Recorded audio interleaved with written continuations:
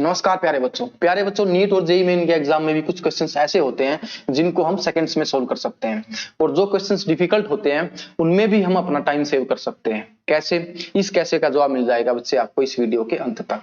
तो बच्चे हम अपने मिशन की शुरुआत करने वाले हैं कूलम्ब्स लॉ से, और कूलम्ब्स लॉ से आईआईटी और नीट में, आईआईटी जेईई मेंस में और नीट में जो पिछले सालों में मोस्ट बेसिक क्वेश्चंस पूछे गए हैं उनमें बच्चे हम कुछ पैटर्न्स ढूंढेंगे जिनकी हेल्प से हम इन क्वेश्चंस को सेकंड्स में क्लिक कर सकते हैं।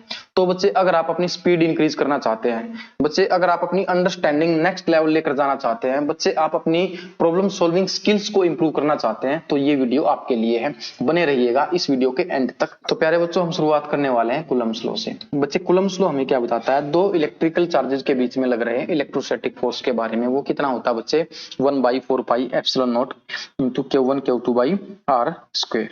ठीक है, अब यहाँ पर ये एप्सिलॉन नॉट क्या है बच्चे? ये हमें क्या बताएगा? ये बताएगा वहां पर जो उस मीडियम में उस इलेक्ट्रिकल फोर्स का अपोज हो रहा है। ठीक है, क्योंकि हर मीडियम वहां पर लगने वाले फोर्स का अपोज करेगा। यहाँ पर इलेक्ट्रोस्टैटिक जो फोर्स लग रहा है किसी मीडियम में उसका अपोज होने वाला है। ठीक है, वो जो अपोज हो रहा है कितनी अमाउंट से हो रहा है वो कौन बताएगा? ये इलेक्ट्रिकल परमिटिविटी एप्सिलॉन नॉट, ये है एरिया फिर वैक्यूम की। ठीक है, अगर हम किसी दूसरे मीडियम में लेकर जाएंगे तो वहां पर बच्चे इस एप्सिलॉन नॉट को किस से रिप्लेस कर देंगे? उस मीडियम की इलेक्ट्रिकल परमिटिविटी से, उसको हम डिनोट कर रहे होंगे एप्सिलॉन से। ठीक है, तो ये चीज है, इसके बारे में ये ध्यान रखनी है। ये हमें कितनी अमाउंट से अपोज हो रहा है उस फोर्स का ये बताने वाला है, ये दिमाग में रखना है। अगला फैक्ट क्या बच्चे? जो ये फोर्स लग रहा है वो पॉइंट चार्जेस के बीच में लगता है। ठीक है, एक बात। दूसरा, वो स्टेशनरी होने चाहिए पॉइंट चार्जेस। इसका मतलब क्या बच्चे? इसका मतलब ये है, मान लो हमारे पास Q1 Q2 चार्ज है, इनका जो साइज है इस R डिस्टेंस से बिल्कुल छोटा होना चाहिए। मतलब क्या है कि वो जो साइज है Q1 Q2 का वो नेग्लिजिबल होना चाहिए एज कंपेयर टू R। ठीक है, ये मतलब होता है पॉइंट चार्जेस का, अगर उनका साइज बहुत छोटा हो उनके डिस्टेंस के रिलेशन में। ठीक है, तो ये होते हैं पॉइंट चार्जेस, और वो स्टेशनरी होने चाहिए। मूविंग चार्जेस पर कूलम्ब्स लॉ अप्लाई नहीं होता है। ठीक है, दूसरी चीज क्या है? ये सेंट्रल होता है नेचर में। इसका मतलब बच्चे क्या है? मान लो Q1 Q2 पर F फोर्स लगा रहा है, तो ये जो F फोर्स लगेगा बच्चे, इस लाइन, ये जो लाइन ज्वाइन कर रही है दोनों चार्जेस को, ठीक है, ये जो लाइन ज्वाइन कर रही है इस लाइन के अलोंग लगने वाला है। ठीक है, इसलिए हम इसको सेंट्रल फोर्स बोलते हैं। अगली बात क्या है? अगली चीज जो हमारी, ये जो फोर्स लगने वाला दो चार्जेस के बीच में किसी भी तीसरे चार्ज के इंडिपेंडेंट होता है। मतलब क्या हुआ कि Q1 Q2 के पास अगर हम बच्चे कोई अलग चार्ज लाए दूसरा Q3, ठीक है, अब देखो Q1 Q3 के बीच में ही फोर्स लगने वाला है। यहाँ पर Q1 Q3 पर फोर्स लगाएगा, Q3 Q1 पर फोर्स लगाएगा, ऐसे ही Q2 Q3 के बीच में ही फोर्स लगेगा। तो ये जो फोर्सेज लग रहे हैं बच्चे Q1 Q2 के बीच में, Q1 Q3 के बीच में, Q2 Q3 के बीच में, सारे एक दूसरे के इंडिपेंडेंट है। तो सीधा सा मतलब क्या है? Q1 Q2 के बीच में जो F फोर्स लग रहा है उस F फोर्स पर Q3 फोर्स का कोई प्रभाव नहीं पड़ने वाला है। ठीक है, वो F ही लगेगा। मान लो मैं यहां पर भी इनके बीच में भी Q3 को लाकर रख दूं ना, तब भी Q1 Q2 के बीच में जो फोर्स लग रहा है F, तब भी वो F ही लगता रहेगा। ठीक है, ये मतलब है इसका तीसरे पॉइंट का। चौथा पॉइंट क्या है? मीडियम पर डिपेंड करता है। मैं बता चुका हूं, एयर में कुछ अलग अमाउंट से लगेगा। मान लो दो चार्जेस है Q1 Q2, R डिस्टेंस पर है। सेम कॉन्फ़िगरेशन में अगर ऑयल मीडियम में लेकर जाऊं या फिर किसी वाटर मीडियम में लेकर जाऊं तो हर जगह फोर्स अलग अलग अमाउंट में लगेगा। वो किस लिए लग रहा है? क्योंकि इलेक्ट्रिकल परमिटिविटी यहां पर बैठी है बच्चे। ठीक है, बात क्लियर है? तो ये मीडियम डिपेंडेंट है। और कैसे डिपेंड करता है? ये ऐसे डिपेंड करता है, मैंने अब बताया था, जब एयर मीडियम में है तो इलेक्ट्रिकल परमिटिविटी किसकी? इसकी एयर की, उससे डिवाइड कर देंगे। और जब हम बच्चे किसी मीडियम में लेकर जाएंगे तो उस मीडियम की इलेक्ट्रिकल परमिटिविटी से डिवाइड कर देंगे। ठीक है, अब यहाँ पर जो परमिटिविटी मीडियम की है और जो परमिटिविटी एप्सिलॉन नॉट एयर की है, इन दोनों में क्या रिलेशन बच्चे? Epsilon upon epsilon not is equal to होता हमारा relative permittivity of the medium. ठीक है, permittivity of medium, permittivity of air, इन दोनों का डिवीजन बच्चे हमें क्या देता है? Relative permittivity of the medium. इसी को हम डाइलेक्ट्रिक कांस्टेंट भी बोलते हैं बच्चे। ठीक है, ये चीज याद रखनी है। अगली बात क्या है कि भैया पांचवी चीज, जहां पर यहाँ पर कोलंबियन फोर्सेज में, ठीक है, work done by the electrostatic force doesn't depend upon the path, so this is a conservative force. Conservative force का मतलब ही ये होता है, मतलब एक इलेक्ट्रोस्टैटिक फोर्स जो हमारा कंजर्वेटिव फोर्स है, इसका मतलब क्या बच्चे कि भैया यहाँ पर जो वर्क डन लगेंगे वो पाथ के इंडिपेंडेंट होंगे, वो केवल और केवल पोजीशन पर डिपेंड करेंगे।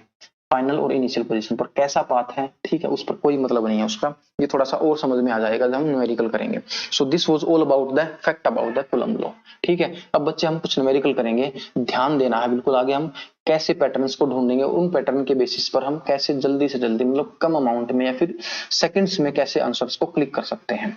बच्चे एक बार फर्स्ट क्वेश्चन करने से पहले हम अपना जो कूलम्ब्स लॉ है उसकी एनालिसिस कर लेते हैं। मतलब क्या कि अगर एक सिचुएशन में कुछ वैल्यूज के साथ मतलब R1 K1 और Q1 Q2 की कुछ पर्टिकुलर वैल्यूज के साथ फोर्स दे रखा है, दूसरी सिचुएशन में ये सब कुछ चेंज कर दिया, मतलब मीडियम भी चेंज कर दिया, डिस्टेंस भी चेंज कर दिया, चार्जेस की वैल्यूज भी चेंज कर दी और फोर्स F2 निकालना पूछ लिया, तो बच्चे हम ऐसे इन इक्वेशंस का यूज करके इन दोनों को डिवाइड करके हम कोई भी एक अननोन वैल्यू निकाल सकते हैं।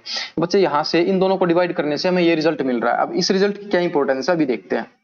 बच्चे अगर क्या हो, हमारा K और R सेम हो, मतलब डाइलेक्ट्रिक कांस्टेंट भी सेम रह रहा है, डिस्टेंस भी सेम रह रहा है, तब क्या होगा, ये दोनों चीजें कैंसिल आउट हो जाएगी और हम किसके साथ, हमें इक्वेशन क्या मिलेगी बच्चे, ये वाली। हम इस रिजल्ट से F1 Q1F Q2F is equal to F2 Q1I और Q2I, मतलब इनिशियल चार्जेस के साथ F2 और फाइनल चार्जेस के साथ F1, क्योंकि ये दोनों डायरेक्टली प्रोपोर्शनल है, फोर्स और चार्जेस का प्रोडक्ट डायरेक्टली प्रोपोर्शनल है, इसलिए ये रिलेशन आएगा, ये याद रखना है। इनिशियल फोर्स के साथ फाइनल चार्जेस होंगे और फाइनल फोर्स के साथ इनिशियल चार्जेस होंगे, ये हम कॉम्बिनेशन यूज कर सकते हैं। सिचुएशन में कुछ चार्ज दे रखा है, फोर्स दे रखा है, दूसरी सिचुएशन में मतलब क्या बोल दिया क्वेश्चन में कि भैया फर्स्ट चार्ज का 25% या 30% 40% किसी दूसरे चार्ज को ट्रांसफर कर दिया, Q2 को ट्रांसफर कर दिया, तब सेकंड केस में फोर्स कितना लग रहा होगा, ठीक है। तो ऐसे क्वेश्चन पूछ सकता है। दूसरा क्या पूछ सकता है बच्चे, मान लो चार्जेस सेम रह रहे हो, ठीक है, मान लो हमारे चार्ज सेम रह रहे हो, चार्ज सेम रह रहे हो तो चार्ज की वैल्यू हमारी कैंसिल हो जाएगी, हमें रिजल्ट क्या मिलेगा, F1 K1 R1 square equal to F2 K2 R2 square, charge cancel होने के बाद, ठीक है। तो बच्चे देखो इसको कैसे यूज करेंगे हम, कहीं पर चार्ज सेम रह रहे हो, मतलब मीडियम चेंज कर दिया, डिस्टेंस भी चेंज कर दिया, फर्स्ट सिचुएशन में फोर्स दे रखा है F2, दूसरी सिचुएशन में फोर्स निकालना पूछ लिया, तब यहाँ पर हम ये इक्वेशन यूज कर लेंगे बच्चे इजीली। इसको याद करना कोई मुश्किल नहीं है। अब ये इस बात से मत डरना कि इतने सारे फॉर्मूले कैसे याद रखेंगे, ठीक है, ये इससे आ रहे हैं। F का K और R के साथ क्या रिलेशन है, K और R F के इनवर्सली प्रोपोर्शनल है, ठीक है। या हम बोले कि F जो है ना K के भी इनवर्सली प्रोपोर्शनल है, R के भी इनवर्सली प्रोपोर्शनल है, इसलिए F1 K1 R1 स्क्वायर आएगा यहाँ से, ठीक है, इन दोनों को डिवाइड करने से, और equal to F2 K2 R2 square के बराबर होएगा। ये क्वेश्चन यूज करके हम कुछ क्वेश्चंस को बहुत easily with in second calculate कर सकते हैं। किसी क्वेश्चन में क्या हो बच्चे, Q और जो हमारा K और Q सेम दे रखा हो, वहां पर क्या हो जाएगा, K और Q सेम दे रखा हो तो K और Q कैंसिल हो जाएंगे हम, और हमें रिजल्ट क्या मिलेगा बच्चे, हमारा किस इक्वेशन को यूज कर रहे होंगे हम, इस वाली इक्वेशन को, F1 R1 स्क्वायर, हम F और R के साथ बचेंगे, F1 R1 square will be equal to F2 R2 square, ठीक है। किसी केस में क्या हो सकता है, डिस्टेंस और चार्जेस सेम दे रखे हो, तब बच्चे हमारी इक्वेशन क्या बच जाएगी, F1 K1 equal to F2 K2, मतलब किसी दूसरे मीडियम में लेकर चला गया चार्जेस को, सेम चार्जेस है, सेम डिस्टेंस है, ठीक है। एक मीडियम में जो है फोर्स दे रखा है, दूसरे मीडियम में डायरेक्टली कांस्टेंट समथिंग एल्स वाले में F2 पूछ लिया, तो हम डायरेक्टली ये रिलेशन यूज करके फोर्स निकाल लेंगे। कोई बड़ी बात नहीं है, इन फॉर्मूलों को याद रखना, ठीक है। फॉर्मूले नहीं है बच्चे, ये एक इंटरप्रिटेशन है, ठीक है, तो एनालिसिस है, हम इसको कैसे यूज कर सकते हैं, कितना हम इसको समझ रहे हैं उस पर डिपेंड करता है, ठीक है। और बहुत ही जल्दी समझ में आ जाएगा, दिमाग में बैठ जाएगा, ये बिल्कुल टिप्स पर हो जाएंगे जब भी आप जैसे ही आप क्वेश्चंस की प्रैक्टिस कर लोगे। तो फर्स्ट क्वेश्चन की तरफ बढ़ते हैं बच्चे, ये हमारा फर्स्ट क्वेश्चन। इसमें बच्चे हमें क्या दे रखा है, जो हमारे चार्जेस हैं, जो हमारे चार्जेस हैं बच्चे वो सेम रह रहे हैं, ठीक है, चार्जेस हमारे सेम रह रहे हैं, मीडियम में मीडियम चेंज हो रहा है और दूसरी वैल्यू क्या चेंज हो रही है, डिस्टेंस की। देखो तो हम इक्वेशन क्या यूज कर रहे होंगे, F1 K1 R1 square is equal to F2 K2 R2 square, ठीक है, बिल्कुल इजी है, इसको याद रखना। अब बच्चे फर्स्ट मीडियम में फोर्स है F, direct constant vacuum medium का 1, डिस्टेंस कितना दे रखा है बच्चे, R का स्क्वायर। सेकंड मीडियम में फोर्स कैलकुलेट करना है, डाइलेक्ट्रिक कांस्टेंट 5 है और डिस्टेंस है R/5, इसका स्क्वायर, तो R²/25 हो जाएगा। इन सभी को कैंसिल करने के बाद बच्चे हमारा रिजल्ट आ जाएगा F2 is equal to 5F, first answer, ठीक है, फर्स्ट ऑप्शन बिल्कुल इजी है। तो बच्चे सेकंड क्वेश्चन में आप देख सकते हैं चार्जेस की वैल्यू और फोर्स की वैल्यू सेम रह रही है, तो हमारी इक्वेशन क्या बन जाएगी बच्चे, चार्जेस की वैल्यू और फोर्स की वैल्यू सेम रह रही है, ठीक है। इक्वेशन हमारी क्या बनेगी, डाइलेक्ट्रिक कांस्टेंट और R के साथ K1 R1 square is equal to K2 R2 square. First medium में बच्चे डाइलेक्ट्रिक कांस्टेंट K दे रखा है, डिस्टेंस बच्चे D दे रखा है, ठीक है। सेकंड मीडियम में डाइलेक्ट्रिक कांस्टेंट क्या है, एयर मीडियम है बच्चे, हमारा डाइलेक्ट्रिक कांस्टेंट हो जाएगा उसका 1 और डिस्टेंस निकालना है तो बहुत आसानी से बच्चे हमारा डिस्टेंस क्या आ जाएगा √k/d। Option 1 is the correct answer. ये हमारा अगला टॉपिक इक्विलिब्रियम ऑफ चार्जेस। दो तरह का होता है बच्चे ये, एक तो स्टेबल इक्विलिब्रियम और दूसरा अनस्टेबल इक्विलिब्रियम। स्टेबल इक्विलिब्रियम और अनस्टेबल इक्विलिब्रियम बच्चे क्या होते हैं, चलिए एक एग्जांपल के थ्रू समझते हैं हम। मान लो बच्चे हमारे पास कोई इस तरह का स्ट्रक्चर है, ठीक है, अर्थ के सरफेस पर रखा हुआ है ये, और इस पर दो बॉल रखी हुई है डिफरेंट डिफरेंट पोजीशंस पर, ठीक है। मान लो एक बॉल रखी हुई है अर्थ के सरफेस पर, ये हो गई, ठीक है, और दूसरी बॉल बच्चे हम पीक पर रख लेते हैं यहाँ पर, ठीक है। दो पोजीशंस हो गई, कौन सी स्टेबल इक्विलिब्रियम की होगी, कौन सी अनस्टेबल इक्विलिब्रियम की होगी बच्चे, हमने ये समझना। दोनों की दोनों इक्विलिब्रियम में है, क्योंकि बच्चे इस पोजीशन में भी नेट फोर्स हमारा क्या है 0, और यहां पर भी बच्चे नेट फोर्स हमारा क्या है 0। दोनों की दोनों में नेट फोर्स 0 लग रहा है, क्योंकि रेस्ट की स्टेट में है ये, ठीक है, दोनों की दोनों रेस्ट स्टेट में है, तो नेट फोर्स 0। स्टेबल में कौन सी होगी, मान लो बच्चे हम इस फर्स्ट बॉल को ऊपर की तरफ लेकर जाएं, ठीक है, क्या होगा, ये वापस अपनी इसी पोजीशन पर आ जाएगी। अगर इसको मैं थोड़ा सा स्लाइटली डिस्प्लेस करूं इधर या फिर इधर, क्या होगा, ये नीचे की तरफ आ जाएगी। आएगी कि नहीं आएगी, आएगी। तो बच्चे दोनों की दोनों में स्टेबल कौन सा हुआ, अनस्टेबल कौन सा हुआ। बच्चे जब मैं इसको डिस्प्लेस कर रहा हूं ये वापस इक्विलिब्रियम की तरफ आ रहा है, तो ये होगा हमारा स्टेबल इक्विलिब्रियम। जहां पर बच्चे डिस्प्लेस करने के बाद पार्टिकल को थोड़ा सा स्लाइटली डिस्प्लेसमेंट देने के बाद अगर वो वापस उसी पोजीशन में आता है तो वो होगा स्टेबल इक्विलिब्रियम। अगर वो डिस्प्लेस हो जाता है डिस्प्लेस करने के बाद, ठीक है, अवे चला जाता है, ये आ जाएगी नीचे आ जाएगी ये वाली बॉल, ठीक है, यहां पर आ जाएगी इस वाली पोजीशन पर, तो ये हमारा इक्विलिब्रियम हुआ बच्चे अनस्टेबल इक्विलिब्रियम। तो स्टेबल और अनस्टेबल इक्विलिब्रियम बच्चे हम न्यूमेरिकल्स में कैसे पता लगा रहे होंगे, हम देखेंगे डिस्प्लेस करने के बाद नेट फोर्स अगर इक्विलिब्रियम पोजीशन की तरफ ही लग रहा हो वो होगा स्टेबल, अगर इक्विलिब्रियम से अवे लग रहा हो वो होगा अनस्टेबल। बिल्कुल सिंपल सी बात है। और ये बच्चे हमारे 3 पॉइंट हैं, एक हम देख चुके नेट फोर्स इक्विलिब्रियम स्टेट में 0 होता है, और दूसरा बच्चे क्या होगा कोलंबियन फोर्स में, ठीक है, कोलंबियन फोर्स के अंडर कोई भी charge particle stable equilibrium attain नहीं कर सकता है, ठीक है, ये बात याद रखनी है, डायरेक्ट क्वेश्चन भी पूछ लेता है। तीसरा है 3 चार्जेस जो होंगे किसी भी सिस्टम में, तो वहां पर कोई भी पॉसिबिलिटी नहीं है कि कोई भी चार्ज स्टेबल इक्विलिब्रियम में हो, ठीक है, कभी भी 3 चार्जेस का सिस्टम स्टेबल इक्विलिब्रियम में नहीं हो सकता, सारे के सारे चार्जेस अनस्टेबल इक्विलिब्रियम में रहेंगे। इसी तरह का एक अगला क्वेश्चन है बच्चे, ये देखो नीट में पूछा गया है, 3 चार्जेस हैं, एक 4q, ठीक है, और दूसरा -q, तीसरा भी +k 4q, सभी के बीच में बच्चे a डिस्टेंस है, ठीक है। यहाँ पर तीनों के तीनों चार्जेस हम देखेंगे बच्चे अनस्टेबल इक्विलिब्रियम में है। उससे पहले इक्विलिब्रियम में कैसे बच्चे, हम 3 पोजीशन डिफाइन कर लेते हैं a b c। तो बच्चे F नेट एट a क्या होगा ये देखते हैं। ए पोजीशन पर नेट फोर्स कैसे कैलकुलेट करेंगे बच्चे, ये -q चार्ज 4 के ऊपर कितना फोर्स लगा रहा होगा 4q square upon a square 1/4 pi epsilon not, ठीक है। एक तो ये हो गया -q चार्ज की वजह से, और ये नेगेटिव होएगा बच्चे, ठीक है।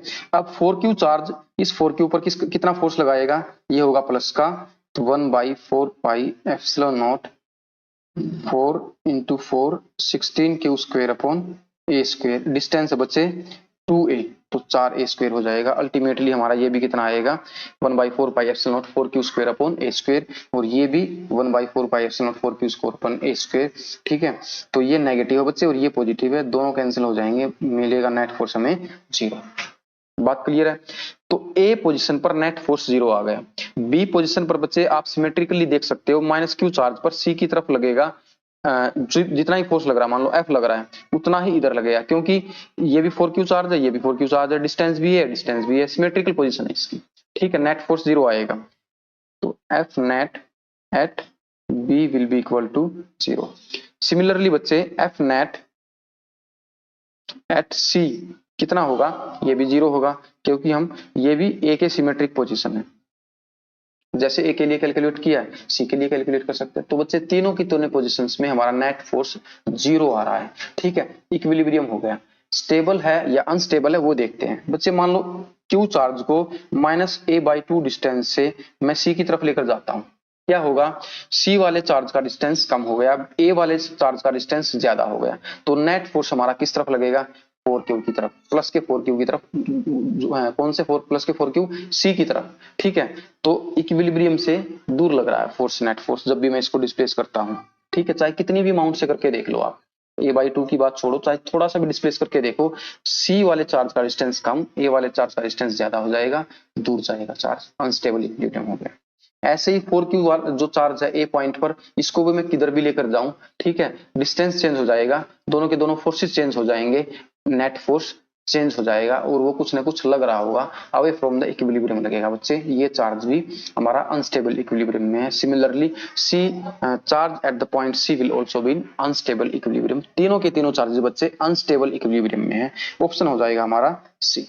ये बच्चे हमारा 3 पॉइंट चार्ज सिस्टम है, यहाँ पर दो चार्जेस गिवन होंगे, Q1 और ये Q2, इनके बीच में बच्चे Q चार्ज रखना है, उसकी पोजीशन पता लगानी है, कहां पर रखे, उसका मैग्नीट्यूड पता लगाना है कि कितना होता, कि पूरा का पूरा सिस्टम बच्चे हमारा इक्विलिब्रियम में हो, और ये दोनों चार्जेस बच्चे r डिस्टेंस पर है, इस चार्ज का डिस्टेंस मान लिया हमने x मान लिया, ठीक है, ये डिस्टेंस बचेगा r माइनस एक्स। तो बच्चे यहाँ पर इस Q चार्ज पर दोनों के दोनों फोर्स कैलकुलेट कर लेंगे, Q1 और Q2 की वजह से कितने फोर्स लग रहे हैं, उनको बराबर पुट करने से हमें इक्विलिब्रियम की पोजीशन पता लग जाएगी, क्योंकि दोनों के दोनों फोर्सेस बराबर होने चाहिए, अपोजिट होने चाहिए, अगर इसको यहाँ पर इक्विलिब्रियम में होना है। ठीक है, तो ये आगे बच्चे हमारे फोर्सेस, ये आगे फोर्सेस, बिल्कुल इजी बात है, एक x डिस्टेंस पर, एक r माइनस एक्स डिस्टेंस पर, बस डिस्टेंस चेंज हो रहा है और चार्ज की वैल्यू चेंज हो रही है। ठीक है, इसको सिंप्लीफाई करने के बाद हमें बच्चे ये मिल रहा है, यहां से बच्चे अगर हम कैलकुलेट करें x की value, we will get Q1 upon under root Q1 under root Q2 into r। ये बच्चे हमें पोजीशन मिल गई, फर्स्ट इक्वेशन मान लेते हैं, इस पोजीशन पर ये चार्ज जो है हमारा Q चार्ज, सॉरी पूरा का पूरा सिस्टम इक्विलिब्रियम में होगा, अगर हम इस Q चार्ज को इस x डिस्टेंस पर रखें।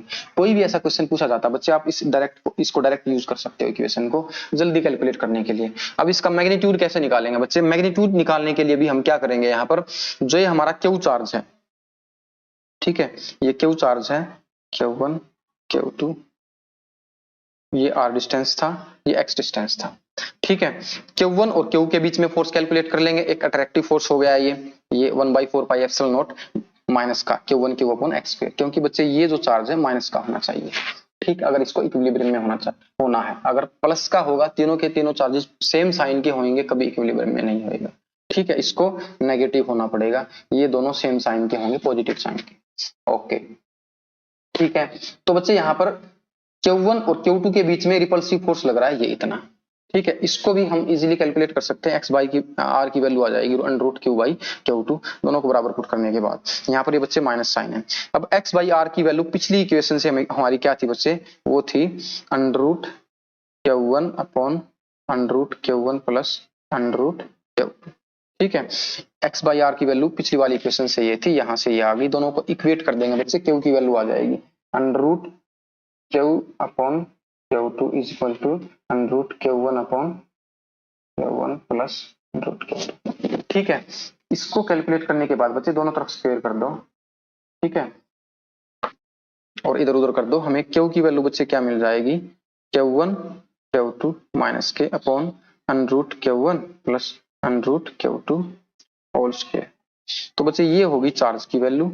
ठीक है, पोजीशन की वैल्यू हम देख चुके हैं, तो इस चार्ज की वैल्यू से बच्चे हम इस चार्ज की जो क्वांटिटी है, मैग्नीट्यूड है, वो निकाल सकते हैं इस एक्सप्रेशन से डायरेक्टली, किसी न्यूमेरिकल में अगर हमें कोई एमसीक्यू गिवन हो। ठीक है, देखते हैं एक ऐसा क्वेश्चन, ये देखो यहाँ पर बच्चे दो चार्ज गिवन है, आइडेंटिकल चार्ज, ठीक, 2 मीटर डिस्टेंस पर रखे हुए हैं, तीसरा पॉइंट चार्ज क्यों ला रहे हैं बीच में, कहां पर लाएं, ताकि पूरा का पूरा सिस्टम बच्चे इक्विलिब्रियम में हो, उसकी पोजीशन पता लगानी है और उसका मैग्नीट्यूड पता लगाना है। अब हमारी पोजीशन क्या थी बच्चे, याद करो, x was equal to under root Q1 upon under root Q1 plus under root Q2 into r। r है बच्चे 2 मीटर।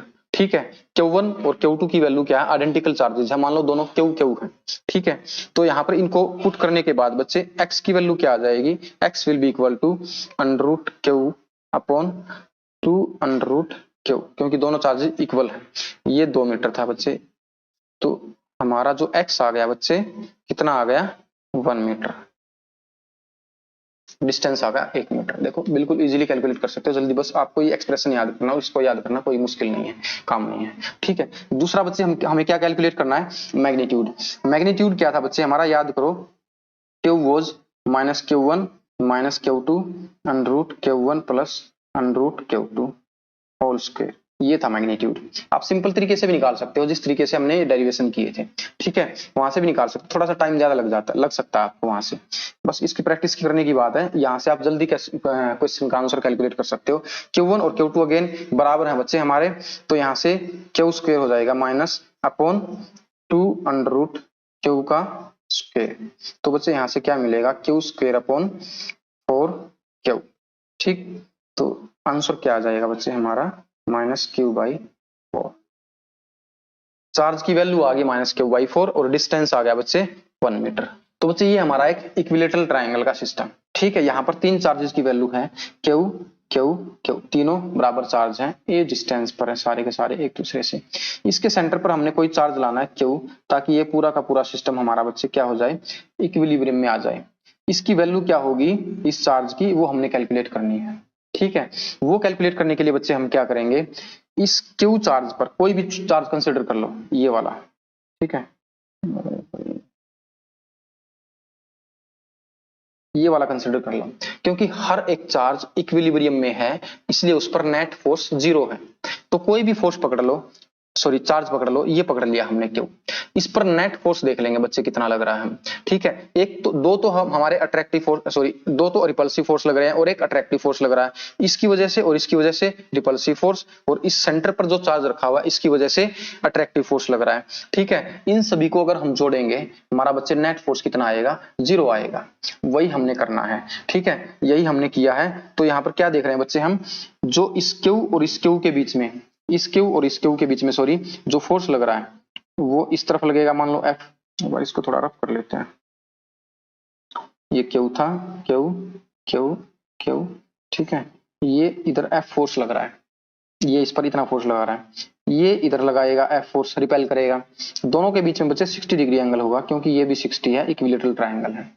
अब इन दोनों का रिजल्टेंट निकालने के लिए बच्चे, अब इस F की वैल्यू बच्चे मैं बता दूं आपको क्या होगी, 1/4 पाई एप्सिलॉन नॉट Q/r², क्योंकि ये डिस्टेंस बराबर है, चार्जेस की वैल्यू भी बराबर है, इसलिए FF कंसिडर किया है, ठीक है। दोनों का रिजल्टेंट ये हो जाएगा F² + F² A² + B² + 2AB cos theta, ठीक है, cos 60 डिग्री।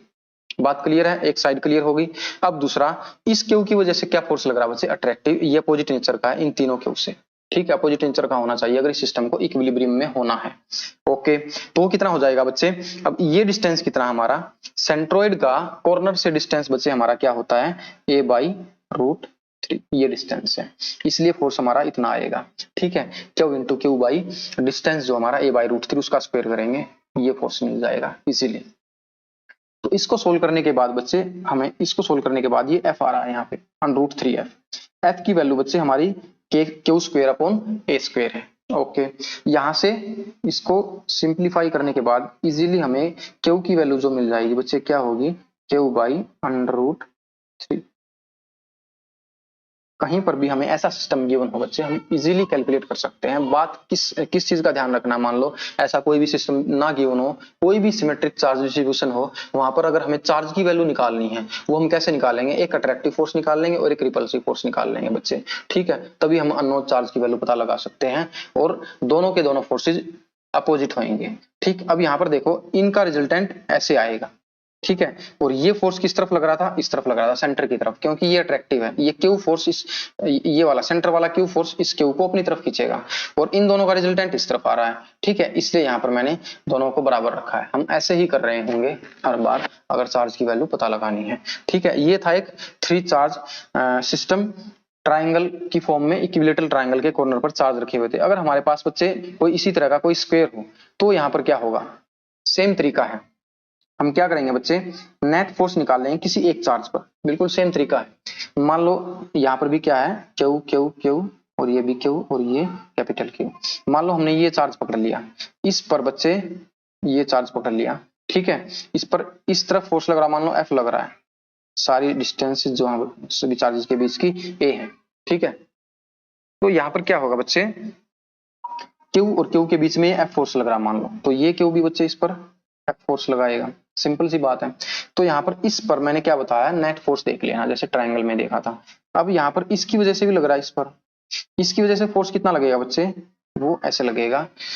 अब वो कितना आएगा, पहले इन दोनों का रिजल्टेंट देखो, इस एफ का और इस एफ का, क्योंकि ये दोनों के दोनों 90 डिग्री पर हैं बच्चे, और 90 डिग्री पर हम अगर कैलकुलेट करें, ठीक है, A square plus B square plus 2ab cos 90 degree, तो ये टर्म जीरो हो जाएगी हमें यहाँ से। और अगर ये एफ दो, ये दोनों एफ हो, ये भी एफ ये भी एफ, तो बच्चे हमें वैल्यू क्या मिलेगी, √2f। ये आपको याद रखना, जब भी दो फोर्स 90 डिग्री पर लग रहे हो तो वहां पर जो हमारा नेट फोर्स आएगा बच्चे वो आएगा कितना, √2f। प्लस में ये फोर्स भी लग रहा है इस पर, इसकी वजह से, इस क्यू की वजह से ये भी लग रहा है। अब ये भी बिल्कुल जो इन दोनों का रिजल्टेंट है उसके अलोंग ही लगेगा, इसलिए इन दोनों को ऐड कर दिया, इसका और इसका रिजल्टेंट ये। इस क्यू की वजह से इस पर जो फोर्स लग रहा है वो है F/2। कैसे कैलकुलेट करके देख लेंगे हम, इस क्यू और क्यू के बीच में क्या हो जाएगा फोर्स बच्चे, क्यू स्क्वायर अपॉन डिस्टेंस कितना है, √2a का स्क्वायर। तो √2 का स्क्वायर करेंगे 2 आएगा, तो बाहर 2 आ जाएगा, 1/4πε0 Q square by A square. ठीक है, आप देख सकते हैं कितना फोर्स लग रहा है ये। अब F/2 हो गया ये ऐड, इसमें F और F के रिजल्टेंट में F/2 इसलिए ऐड किया ये। बात क्लियर है, ओके। अब दूसरी तरफ इस जो सेंटर पर चार्ज है, चौथा चार्ज रह गया ना, तीन चार्जेस की वजह से कैलकुलेट कर लिया, चौथा चार्ज कितना हमारा कैपिटल क्यू, इसकी वजह से भी हम इस क्यू पर फोर्स कैलकुलेट कर लेंगे। ठीक है, 1 2 3 4, चार चार्जेस हैं बच्चे, चार चार्ज इस पर जो फोर्स लगा रहे होंगे वो चारों के चारों निकालने हैं। तो ये जो तीनों फोर्स हैं बच्चे एक ही तरफ हो गए, रिपल्सिव फोर्स हैं। चौथा फोर्स ये इस सेंटर पर जो चार्ज लगा हुआ है वो अपोजिट डायरेक्शन में लग रहा है, ठीक है, अपोजिट नेचर का है, इसलिए यहाँ पर माइनस साइन लिया है। ठीक है, वो हमने माइनस का कंसिडर कर लिया। ओके, तो बच्चे कितना आएगा वो हम कैसे देखेंगे। अब यहाँ से इस क्यू की वजह से यहाँ पर जो फोर्स लग रहा है वो कितना लग रहा है, डिस्टेंस कितना है, यहाँ पर डायगोनल हमारा √2 होता है, तो उसका हाफ a/√2, मतलब ये जो डिस्टेंस है बच्चे हमारा a/√2 है। बात क्लियर है, तो a/√2 पर जो फोर्स लग रहा होगा ये लग रहा होगा q into Q by A square.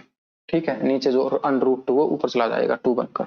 तो इनको कैलकुलेट करेंगे बच्चे, हमें ये आएगा रिजल्ट हमारे सामने, और इसको सिंप्लीफाई करने के बाद ये Q into Q square by A square, Q square by A square, इधर ये एक सिंगल क्यू और ए स्क्वायर और 1/4πε0 सब कैंसिल होने के बाद हमारे पास ये बचेगा इन द एंड। यहां से बच्चे क्यू की वैल्यू क्या आ जाएगी हमारी, q/4 2√2 प्लस 1 माइनस का। तो बच्चे अगर हमें कहीं पर भी ऐसा सिस्टम गिवन हो, हम इस डायरेक्ट रिजल्ट को यूज कर सकते हैं, या फिर डायरेक्ट क्वेश्चन भी पूछ लिया जाता है। ठीक है, तो ये था 4 चार्जेस का सिस्टम। अगर स्क्वायर के चारों कॉर्नर पर हमारे चार्जेस रखे हुए हैं तो हम कैसे निकालेंगे, एक अट्रैक्टिव फोर्स निकलेगा हमारा सेंटर पर जो चार्ज रखा हुआ है, और बाकी चार्जेस की वजह से उस पूरे सिस्टम में जो चार्जेस हैं उनकी वजह से जो रिपल्सिव फोर्स लग रहे हैं। ठीक है, रिपल्सिव फोर्स और अट्रैक्टिव फोर्स को बराबर पुट कर देंगे, वहां से हमें क्यू की वैल्यू मिल जाएगी, वेरी इजी। ठीक, तो बच्चे ये हमारा नेक्स्ट क्वेश्चन, यहाँ पर डब्ल्यू एक्स वाई और जेड चार चार्जेस हैं कि प्लस क्यू। ठीक है, डब्ल्यू एक्स पर एफ फोर्स लगा रहा है, एक बात ये गिवन है। दूसरी क्या गिवन है कि डब्ल्यू जेड पर कितना फोर्स लगाएगा, ये हमें निकालना है। ये एक स्क्वायर है जिसकी साइड है डी, डब्ल्यू और एक्स के बीच का डिस्टेंस है बच्चे d/2, तो डब्ल्यू एक्स पर एफ फोर्स लगा रहा है बच्चे। ठीक है, तो जेड पर कितना फोर्स लगाएगा उसके लिए बच्चे हमें ये डिस्टेंस चाहिए। ठीक है, ये है d/2 और ये है d। ठीक है, तो यहां से हमें क्या मिल जाएगा, ये √5d/2 इजिली निकाल सकते हैं। बात क्लियर है, तो हमारी जो इक्वेशन बनेगी आपको याद हो तो वो बन जाएगी F1r1² = F2r2²। F1 है बच्चे F, R1 है हमारा d/2, उसका स्क्वायर d²/4 हो जाएगा। F2 निकालना बच्चे, R2 क्या है, √5d/2 का स्क्वायर है। ठीक है, 5d²/4 हो जाएगा, तो d²/d²/4 कैंसिल हो गए, F2 बच्चे हमारा आ गया F/5। Option number B is the correct answer. ठीक है, बिल्कुल इजी है, तो हम ऐसे बिल्कुल मतलब कम से कम टाइम में हम आंसर क्लिक कर सकते हैं, अगर हम थोड़ा सा ये बेसिक जो चीजें हैं, बेसिक कॉन्सेप्ट्स हैं उनको याद रखें। ठीक है, नेक्स्ट क्वेश्चन देखते हैं बच्चे, हमारा क्या हो जाएगा, क्या है नेक्स्ट क्वेश्चन, सेम इसमें क्या गिवन है, 2 पॉइंट चार्ज हैं क्यू एंड माइनस क्यू। ठीक है, अब क्या हो रहा है कि 25% of the charge of A is transfer to B, charge change हो रहा है। ठीक है, फोर्स निकालना है नई सिचुएशन में। तो फोर्स और चार्ज को लेकर हमारी इक्वेशन क्या बन जाएगी बच्चे, आपको याद हो तो इनिशियल फोर्स के साथ फाइनल चार्जेज आएंगे, क्योंकि दोनों डायरेक्टली प्रोपोर्शनल है, फोर्स और चार्ज। ठीक है, हम देख चुके हैं। तो Q1 Q2 जो फाइनल फोर्सेज जो चार्जेज हैं वो आएंगे F2 Q3 Q4 जो सॉरी Q1 Q2। ठीक है, F2 के साथ इनिशियल चार्जेस। तो उसे एक चीज देखो यहाँ पर, ये है Q, ये है माइनस Q, इससे 25% चार्ज मतलब Q/4 निकाल लिया, इसको दे दिया। इसके पास कितना रह जाएगा 3Q/4 प्लस का, इसके पास बच्चे कितना रह जाएगा, प्लस के Q/4 गया है, इसके पास कितना हो जाएगा माइनस के 3Q/4। ये बच्चे हो गए हमारे फाइनल चार्ज, ये थे इनिशियल चार्ज। इनकी वैल्यूज यहाँ पर पुट कर दो बच्चे। माइनस Q और प्लस Q के बीच में F फोर्स लग रहा था। ठीक है, तो इनिशियल चार्ज ये थी। ठीक है, फाइनल फोर्स निकालना है, चार्जेस थे हमारे इनिशियल Q और माइनस Q। ठीक है, इज इक्वल टू F1 कितना है F। ठीक है, और Q1 Q2 जो फाइनल हो गए हमारे चार्ज -3Q/4 -3Q/4 ये हो गए। तो इनका मल्टीप्लीकेशन कितनी आ जाएगी बच्चे, माइनस के 9Q²/16। ठीक है, यहां से minus minus cancel, Q² cancel. ठीक है, F2 बच्चे कितना आ गया 9F/16। Option number is the correct option. ठीक है, तो ऐसे हम इस क्वेश्चन को सॉल्व कर सकते हैं इजीली। नेक्स्ट क्वेश्चन देखते हैं बच्चे क्या होगा। इसमें क्या गिवन है, अगेन ये डिफरेंट क्वेश्चन है बच्चे। क्या बोल रहा है, Q1 जो है ना F फोर्स लगा रहा है किस पर, Q2 पर। ये हो गया Q1, ये हो गया बच्चे हमारा Q2, इस पर F फोर्स लगा रहा है। ठीक है, क्या बोल रहा है, इनके बीच में Q1/4 कोई चार्ज आ गया बिल्कुल बीच में। ठीक है, then electrostatic force on Q2 due to Q1 will become और रिमेन। बच्चे दो चार्जेस हैं Q1 Q2, इनके बीच में Q1/4 चार्ज आ गया, तो Q1 अब Q2 पर कितना फोर्स लगाएगा, कूलम्ब्स लॉ याद करो। ठीक है, इंडिपेंडेंट होते हैं सारे के सारे फोर्सेज एक दूसरे के चार्जेस के। देखो Q1 Q2 के बीच में जो फोर्स लग रहा है वही लगेगा, चाहे बीच में कितना भी चार्ज ले आए। ये बात मैंने बताई थी, याद करो। ठीक है, तो यहाँ पर हमारा फोर्स सेम रहेगा F। ठीक, एक्सिस के अलोंग 2a डिस्टेंस पर रखा हुआ है, इस पर ये फोर्स लगा रहे हैं। तो क्या ये Q चार्ज, जब इस पर इसको हम Q चार्ज को रिलीज करेंगे, ठीक है, SHM एग्जीक्यूट करेगा या ओरिजिन पर रेस्ट में चला जाएगा या फिर इन्फिनिटी में जाएगा या फिर ऑसिलेटरी एग्जीक्यूट करेगा, ये हमें पता लगाना है। ठीक है, रेस्ट में तो जाएगा नहीं, ठीक है, इन्फिनिटी पर भी नहीं जाएगा, राइट। ओके, SHM एग्जीक्यूट करेगा, ये पता लगाने के लिए बच्चे हमारी जो एक्सेलरेशन है वो हमने निकालनी होगी, that should be proportional to displacement from the origin. अगर ए के प्रोपोर्शनल आती है डिस्प्लेसमेंट के, डिस्प्लेसमेंट ए है, तो हमारी जो मोशन होगी बच्चे ये कैसी होगी, SHM होगी, अदरवाइज नहीं। तो इसके लिए बच्चे हमें फोर्स लगाना पड़ेगा। फोर्स कितना आएगा बच्चे यहाँ पर, अगर हम कैलकुलेट करें,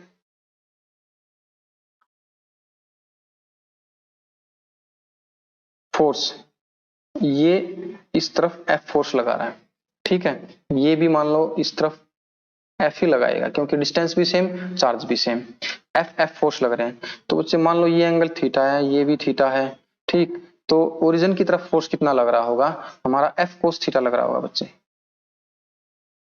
बात क्लियर है, ये हमारा बेस कंपोनेंट हो जाएगा इसके अलोंग, क्योंकि थीटा ये है और ये हो गया परपेंडिकुलर, ये हो गया बेस। तो F cos थीटा इसका कंपोनेंट, एक इसका भी F cos थीटा हो जाएगा, क्योंकि दोनों सेम फोर्स है, तो 2F cos थीटा बच्चे फोर्स लग रहा होगा ओरिजिन की तरफ। ठीक है, ओके। तो हमने बेसिकली अब यहाँ पर F निकालना और cos थीटा निकालना। F निकालने के लिए बच्चे इसके और इसके बीच में डिस्टेंस है, कितना होगा, ये 2a है, ये a है, ये √5a डिस्टेंस हो जाएगा बच्चे। बात क्लियर है, ओके। तो फोर्स F कितना हो जाएगा यहाँ पर, F will be equal to 1/4 pi epsilon nought Q into Q upon minus के 5a², ये होगा बच्चे F। अब कोस थीटा भी चाहिए, कोस थीटा बच्चे हमारा क्या हो जाएगा, इस ट्राइंगल में A B C, ठीक है, एबीसी ट्रायंगल में बच्चे कोस थीटा हमारा क्या हो जाएगा, बेस अपॉन हाइपोटेन्यूज। बेस कितना बच्चे 2a, हाइपोटेन्यूज √5a, तो बच्चे 2/√5। तो यहाँ पर जो एफ नेट हो गया बच्चे हमारा क्या हो जाएगा, ओरिजिन की तरफ कितना होगा, फोर्स 2f कोस थीटा, और ये क्या होगा बच्चे 2 upon 4πε0 5a² into cos theta 2a/√5a। A से ए कैंसिल, ठीक है।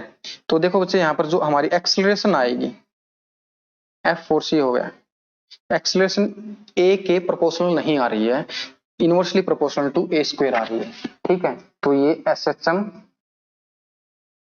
नहीं एग्जीक्यूट करेगा बच्चे, ठीक है। ओसिलेटरी मोशन होएगी इनर्शिया के कारण, ठीक है। जैसे ही अपनी तरफ अट्रैक्ट करेगा, फिर से जैसे ही ओरिजिन को पास करेगा नेगेटिव एक्स एक्सिस की तरफ, फिर से अट्रैक्टिव फोर्स लगेगा, फिर उस फोर्स के कारण थोड़ा सा पॉजिटिव एक्स एक्सिस की तरफ जाएगा, तो ऐसे होता रहेगा और ये ओसिलेटरी मोशन एग्जीक्यूट करेगा बच्चे, ठीक है। SHM नहीं होगी, so option 4 is our correct answer.